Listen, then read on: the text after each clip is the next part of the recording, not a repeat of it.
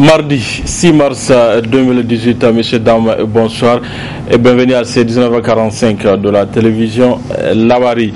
La situation à l'université Abdou Moumouni de Niamey au cœur des préoccupations de l'Union des scolaires nigériens USN qui a porté plainte relativement à la grève illimitée qui est dans sa troisième semaine. Le procès a eu lieu ce mardi au tribunal de grande instance hors classe de Niamey.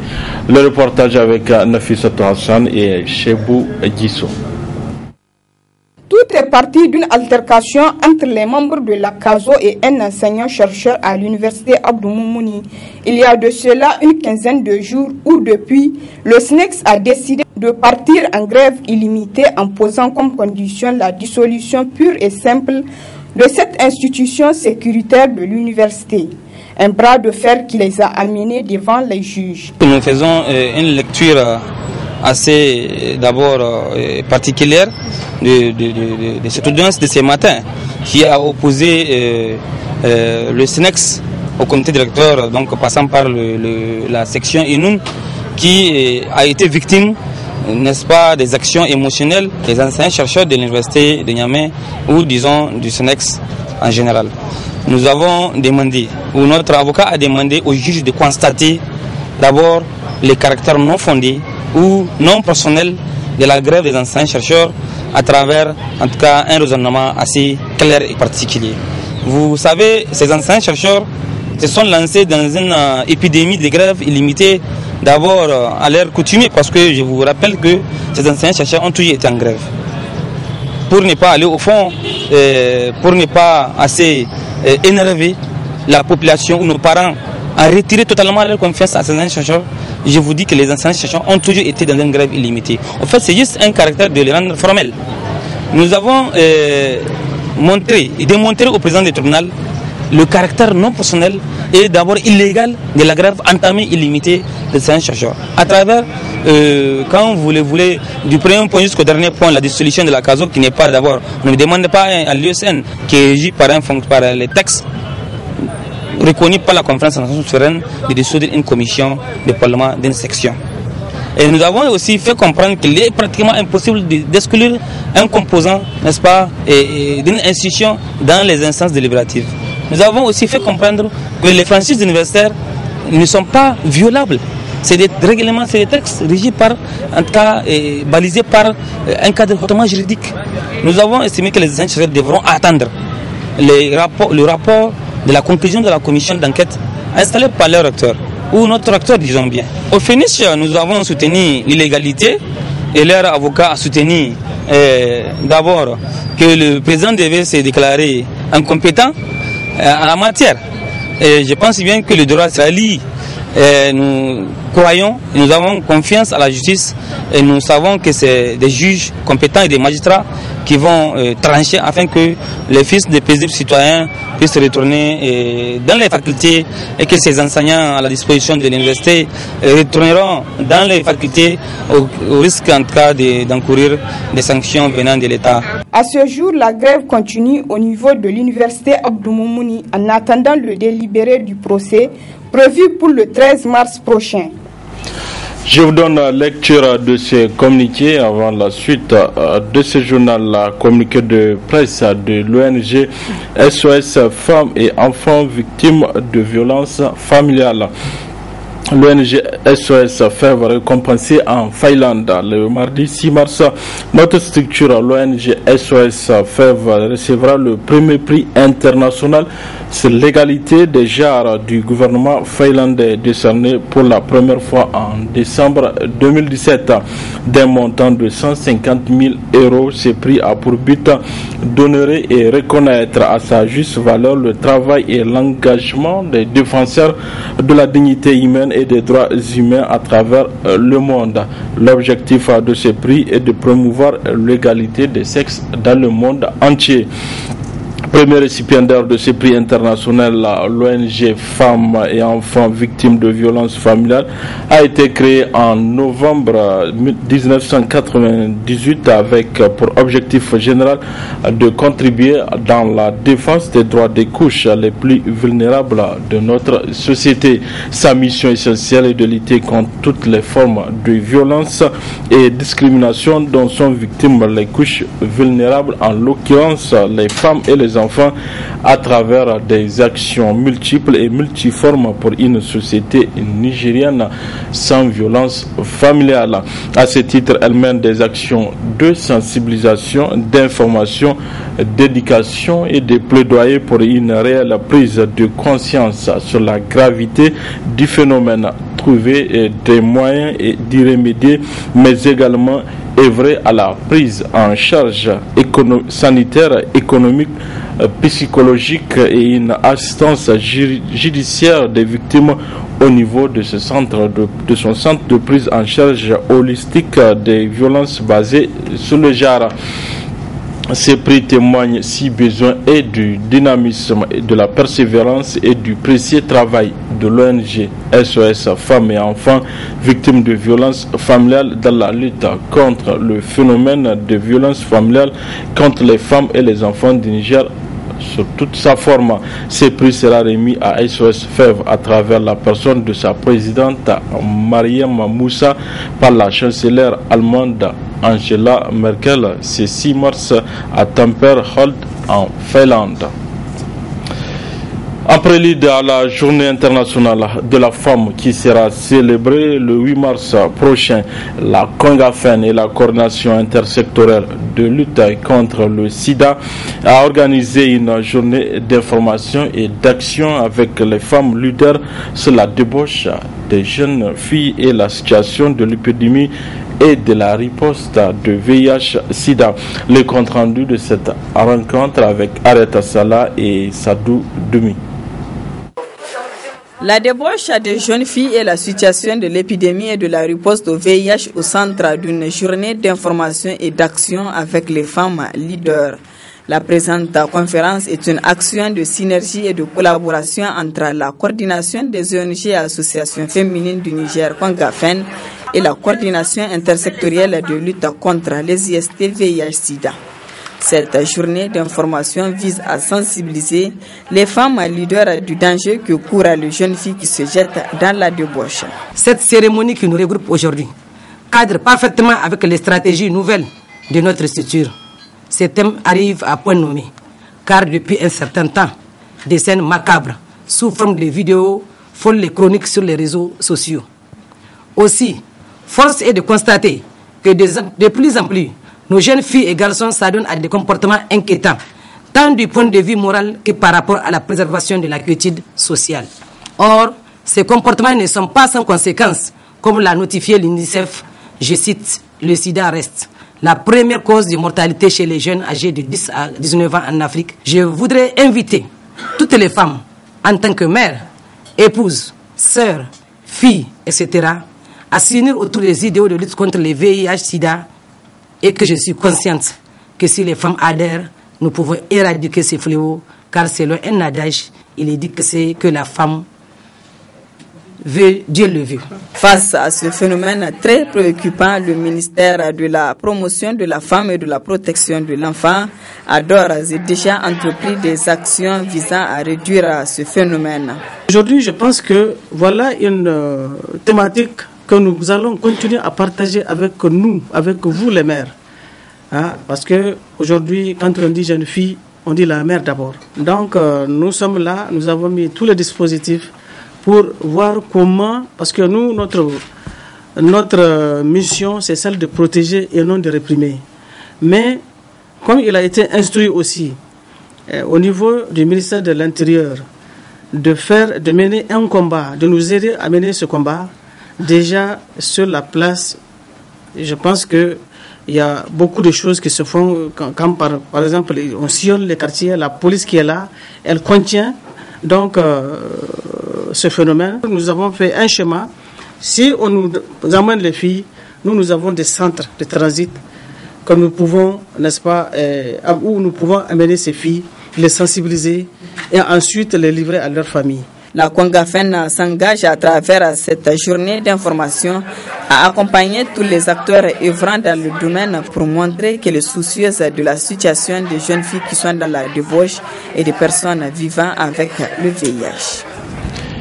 Après les graves accusations portées sur certains acteurs de la société civile par le président du PNDS Taraya lors de leur manifestation dite de soutien au président de la République, le secrétaire général d'Alternative Espace Citoyen, membre actif du cadre de concertation contre la loi de finances 2018, répond aux accusations résumées ici par Adam Soumana sur les images de Ibrahim Aoudou.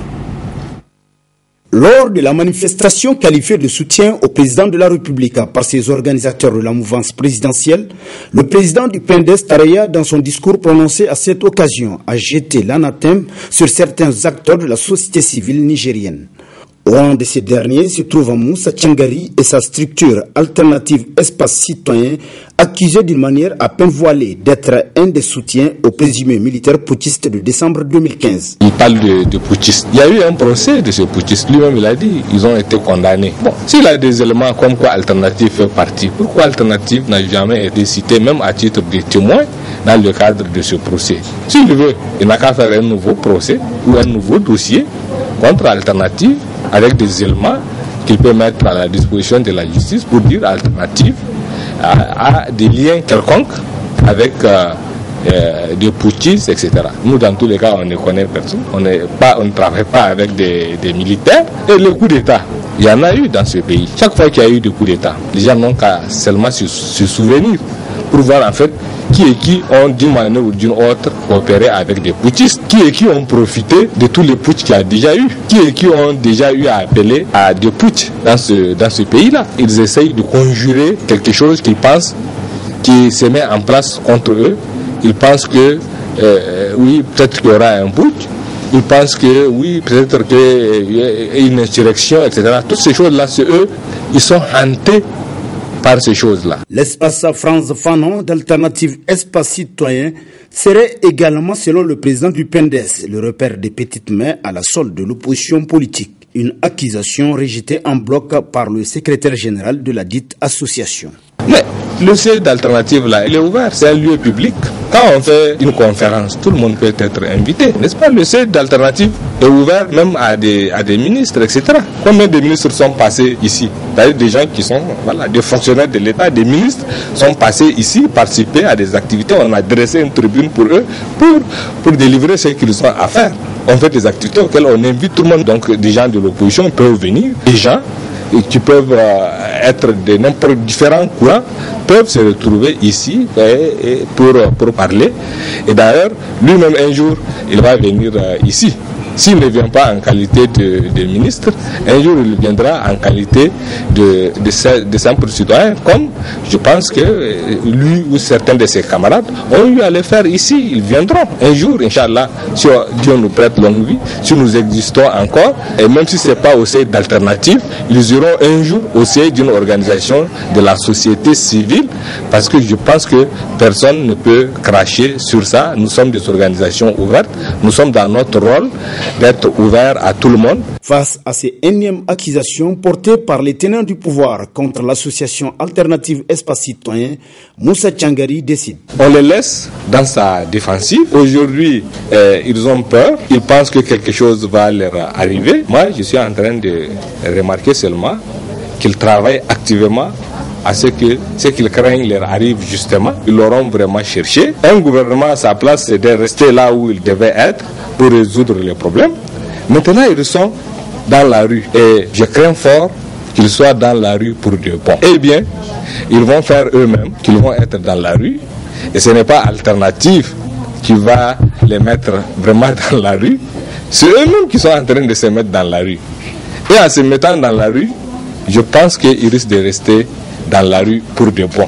Et on souhaite qu'ils restent dans la rue. Ainsi, force est de constater que malgré les multiples accusations en son encontre, l'association Alternative Espace Citoyen n'entend nullement trahir ses idéaux et est plus que jamais déterminée à poursuivre son combat dans le cadre des journées d'action citoyenne pour le bien-être des populations nigériennes. Rencontre d'échange et de travail ce mardi après-midi au ministère de la Santé publique entre le ministre du ministère, les acteurs de la société civile, les partenaires techniques et financiers et le ROACEN. La teneur avec Abdelrazak Léo et Abdel Nasser Seydou. C'est une rencontre capitale entre le ROACEN et les organisations de la société civile, les leaders religieux, les partenaires techniques et financiers, entre autres, et le ministère de la Santé publique. Le but de cette dernière est de discuter sur les voies et moyens à appliquer afin d'atteindre le maximum d'enfants pendant les campagnes de vaccination. C'est une réunion qui rentre dans le cadre des échanges permanents et réguliers entre le ministère de la Santé, les partenaires techniques financiers et les acteurs de la société civile dans le cadre de l'appui qu'il apporte au ministère de la Santé à ce qui concerne les partenaires techniques et financiers et à ce qui concerne les organisations de la société civile, leur contribution dans le cadre de l'atteinte des objectifs et du développement sanitaire. Les objectifs qui sont déclinés dans le PDS 2017-2021. Et ces objectifs sont contenus dans le PDS, plan de développement économique et social, qui consiste à améliorer les indicateurs clés du système sanitaire. Ici, pour ce soir, c'est une réunion spécialisée qui regroupe le ministère, les partenaires et le ROACEN. Le ROACEN, c'est le regroupement des organisations de la société civile œuvrant dans le secteur de la santé qui nous appuie dans le cadre de l'amélioration des indicateurs de vaccination, les vaccinations qui se font sur le terrain, dans les villes, dans les villages, dans les campagnes, à travers la sensibilisation, la mobilisation de la population, parce qu'on ne peut pas parler d'équité, de justice vaccinale si un seul enfant au Niger n'est pas vacciné. L'occasion pour le ministre de dévoiler ses objectifs. Les objectifs futurs des perspectives de 2018 et maintenant, c'est d'aller au-delà et des nombres d'enfants qui ont été rattrapés cette année. Parce que l'objectif pour nous, c'est que d'ici fin 2018, tous les enfants du Niger puissent être vaccinés. Une rencontre d'échange et de travail à laquelle a pris part Gavi Alliance, partenaire financier du ROACEN. Cette rencontre, c'était, je crois, une première dans ce genre qui permettait d'organiser un échange entre le ministre de la Santé et différentes organisations de la société civile, qui sont représentées principalement par le ROACEN. Et je crois que c'était, au dire de tous, plutôt un succès. Ça a permis de se rencontrer, de se connaître, de partager un certain nombre de témoignages qui ont été formulés par les organisations de la société civile. Et pour, je crois, le ministre, les PTF qui étaient présents et les directions, l'administration sanitaire aussi, la possibilité de voir comment on peut mieux travailler ensemble. Le ministre de la Santé publique, Dr Ilyassou Menassara, a aussi tenu à lancer un appel aux parents afin de laisser leurs enfants se faire vacciner, car mieux vaut prévenir que guérir. Suite de la mission de sensibilisation du Rotaba dans la région d'Agadez le 22 février dernier, la caravane s'est rendue à Arlit où elle a rencontré une jeunesse prête à faire le combat pour obtenir ce qui lui revient de droit dans l'exploitation minière. Le reportage avec nos envoyés spéciaux Ariata Salah et Halidou Brema. Après Tirozérine, la caravane de sensibilisation du réseau des organisations pour la transparence et l'analyse budgétaire à Rotab s'est rendue à Arlit. Une caravane qui vient à point nommé au vu de la participation de la jeunesse à la conférence. Ainsi, les mots qui mènent la ville d'Arlit suite à l'exploitation de l'uranium étaient au centre des échanges. Pour la population d'Arlit, l'exploitation minière est une suite de colonisation avec 50 ans de pollution et 50 ans d'incivisme de la part d'Orano. Les sociétés d'exploitation minière d'Arlit n'ont fait que pourrir la vie de la population d'Arlit. Et je m'en vais donner des petits exemples. Aujourd'hui, nous sommes par exemple sous, effectivement, coupure d'électricité, coupure d'eau, coupure des soins, coupure de ceci et de cela. Il n'y a pas les petites coupures que nous n'avons pas connues et que nous connaissons. Nous sommes sous coupure. Cela veut dire quoi? Dans un espace où nous avons deux sociétés d'exploitation minière, où en France, c'est même le produit de ces exploitations minières qui éclairent pratiquement les Français le plus pauvres de la France, nous qui exploitons ce uranium-là, nous sommes dans les ténèbres. Cela explique quoi? Aujourd'hui, les mêmes exploitants, les mêmes ouvriers qui exploitent cet uranium-là, ils sont en train de mourir sous les effets radiologiques, sous les pathologies, les effets néfastes effectivement de cet uranium-là. Face à tout ce que nous avons comme problème, face à tout ce qu'il y a comme vol des ressources naturelles, que ce soit pour l'or, que ce soit pour l'uranium et même le pétrole avec les Chinois, il est plus que important de mettre en place un véritable canal d'information pour en fait donc la majorité de la population. Cette fois-ci, il va falloir impliquer la population en tant que telle, donc les couches les plus profondes de la population, uniquement à travers des sensibilisations et donc des spots de ces gens. Et ça, nous encourageons en tout cas vivement le ROTAP et ses partenaires financiers donc à persévérer dans ce sens.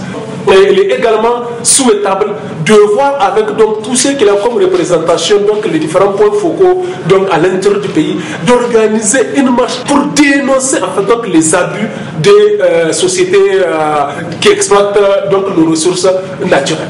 Parce que 50 ans d'exploitation de l'uranium, et c'est aussi donc un nouveau cycle de 50 ans qui commence, nous devons en fait donc reprendre le flambeau pour que véritablement, pour une lutte en tout cas efficace et efficiente, pour que nous puissions en fait donc, pour une fois, obliger en fait donc ces grands groupes qui pensent être donc des États dans des États, les ramener en fait donc terre à terre pour que le Niger puisse tirer les avantages, mais surtout aussi les populations directement impactées pour que ces populations se retrouvent donc dans ce cycle donc d'exploitation de nos richesses. Ces sociétés minières nous ont trop exploités.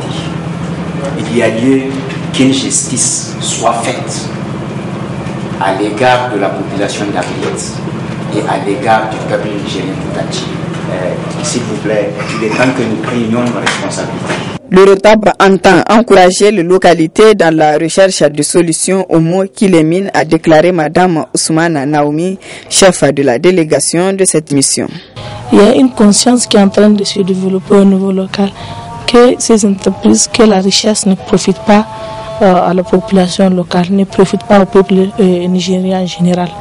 Et les gens sont en train de voir comment faire, comment les gens vont s'organiser pour que cette richesse-là profite au peuple nigérien, justement comme l'a dit la Constitution du Niger. Le ROTAP va continuer son travail de formation et de sensibilisation et aussi de lobbying pour corriger certaines lois. Et vous savez qu'il y a des lacunes dans certaines lois ou bien des lois qui n'existent pas. Le ROTAP aujourd'hui fait ce travail pour que ces lois qui n'existent pas soient prises par le gouvernement ou bien l'initiative de la loi vient du Parlement. Il y a un réseau parlementaire sur les industries extractives que nous sommes en train de pousser, de former pour qu'ils initient des lois en ce sens.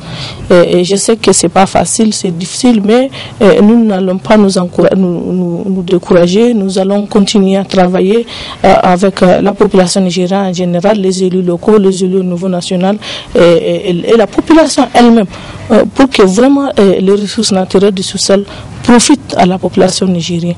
Il faut noter que dans la ville d'Arlit, les habitants sont prêts pour le combat pour arracher ce qui leur revient de droit. Un sommet se dessine entre les deux Corées en fin avril. La Corée du Nord s'est dit également prête à dialoguer avec les États-Unis d'Amérique, y compris sur la question du nucléaire, jusque-là resté tabou. Le point avec nos confrères de France 24. C'était lundi à Pyongyang. Le dirigeant nord-coréen, tout sourire, accueillant l'émissaire du Sud et sa délégation, les plus hauts responsables sud-coréens à se rendre au nord depuis 10 ans. Après plusieurs heures d'entretien et même un dîner avec Kim Jong-un, fait exceptionnel, l'émissaire sud-coréen est de retour à Séoul avec une nouvelle. Pyongyang serait d'accord pour mettre fin à l'escalade nucléaire. La Corée du Nord a exprimé sa volonté de dénucléariser la péninsule coréenne et a clairement dit qu'il n'existe aucune raison de posséder des armes nucléaires si les menaces militaires contre le Nord disparaissent et si la sécurité de son régime est garantie. et d'annoncer la tenue fin avril d'un sommet intercoréen dans le village de Panmunjom, au milieu de la zone démilitarisée qui sépare le nord du sud. Avant cela, les dirigeants des deux Corées vont ouvrir une ligne de communication d'urgence. Pyongyang serait même prêt à discuter avec les États-Unis. Des annonces saluées un peu plus tôt par le président sud-coréen. Nous allons continuer nos efforts pour obtenir le soutien de la communauté internationale et des pays voisins pour la paix dans la péninsule coréenne. Nous avons entamé un long voyage vers la paix et la prospérité. Prochaine étape pour Séoul, convaincre Washington de répondre à l'offre de dialogue formulée par la Corée du Nord lors de la réunion avec l'administration Trump.